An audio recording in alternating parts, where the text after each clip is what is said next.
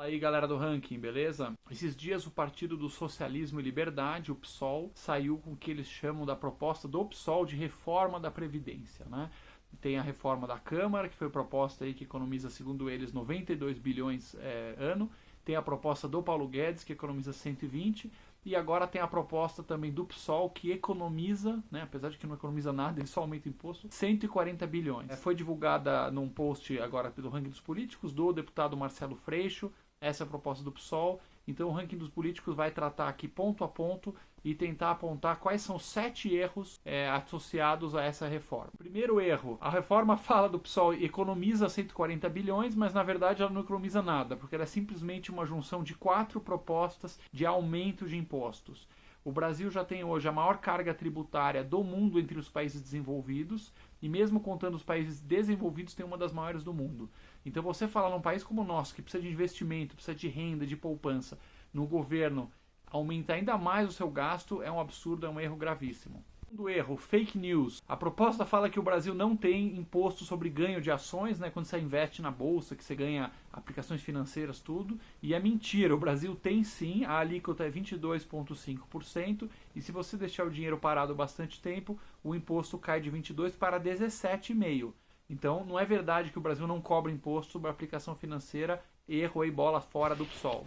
Erro número 3. Quando o pessoal fala aí, vamos taxar as aplicações financeiras dos investidores, dos grandes, etc., dá a impressão de que é um malvadão lá, um capitalista gigante, cheio da grana, que vai pagar finalmente imposto, que não está pagando, tal. Como a gente viu, ele paga imposto, né? Não é verdade que não tem imposto.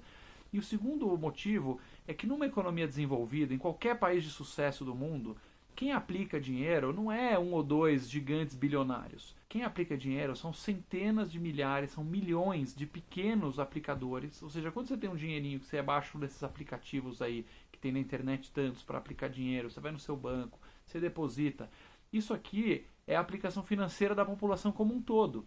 Então, quando o PSOL manda aumentar a taxa de imposto sobre as aplicações, isso vai novamente no seu bolso, vai cair no bolso das pessoas que já estão pagando uma taxa gigante de imposto, ou seja, vai empobrecer ainda mais a população. Erro número 4. O PSOL fala em vamos cobrar imposto sobre as grandes fortunas, né? Como se fosse uma ideia nova. Esse imposto já foi tentado em vários países, inclusive na Europa, que é muito mais igualitária, é um continente que tem um perfil mais igualitário mesmo, e foi descontinuado. Por que isso? Porque quem tem muita grana são as pessoas mais móveis que podem tirar o seu dinheiro do país. Então, o PSOL, o cara que é bilionário, ele não é idiota, ele não vai ficar igual uma vaca leiteira, lá parado com seu dinheiro no Brasil, esperando a companheirada vir aí ordenhar a vaca leiteira. Os caras vão sair do país, como aconteceu em outros exemplos de imposto sobre grandes fortunas. E a gente quer que o capital brasileiro esteja aqui dentro, investido em produção, em emprego, para financiar o consumo. Né? A gente quer esse capital aqui enriquecendo a população. Você não quer um imposto do PSOL lá e a galera tirando o dinheiro do país e isso contribuindo para aprofundar ainda mais a crise. Então, na verdade, o tal do imposto sobre grandes fortunas, apesar de ser populista e soar bem para alguns grupos, é um grande tiro no pé. Quinto erro, vamos taxar o IPVA nos aviões e nos barcos. Né? Assim que o PSOL vai levantar mais dinheiro, ou seja, de novo, ele não fala em economia, tirar dinheiro da companheirada, zero, né? Tirar do Ivan Valente, aí, milionário, que tem aposentadoria especial, isso eles não falam nada, eles ficam quietinhos, ó, bico calado, tirar os privilégios da companheirada. Agora, vamos taxar o IPVA nos aviões, nos barcos, e no imaginário a gente pensa, pô, bacana, agora os bilionários que tem jatinho, que tem iate, vão começar a pagar. Ok, pode até cobrar dos caras, só que a maior parte do valor dos aviões no Brasil e no mundo não é jatinho de bilionários, são os aviões de carreira. E você taxando os aviões com IPVA, os barcos com PVA, simplesmente vai aumentar o preço da passagem aérea mais ainda, vai aumentar o preço de tudo que é transportado fluvial no Brasil, vai aumentar o preço do peixe que é pescado em barcos. Né? Então, todos os produtos de consumo que são usados esse tipo de veículo vai aumentar, ou seja, vai empobrecer ainda mais a população. O que nos leva para o sexto erro, que é ela não cortar os privilégios dos políticos e dos altos funcionários públicos. É impressionante como o PSOL tem alergia a incomodar a companheirada e a turma da base de apoio deles. Quer dizer, cobrar imposto, ótimo. Cortar gasto, alergia total, como se o Brasil já não tivesse uma das maiores cargas tributárias do mundo. Por fim, em sétimo e último lugar, acho que um erro muito sério que a gente tem que refletir um pouco, é lá que o pessoal mostra a sua cara e fala um pouco a alma do partido, para quem que ele fala e aqui que ele veio, né? O Freixo fala inclusive lá.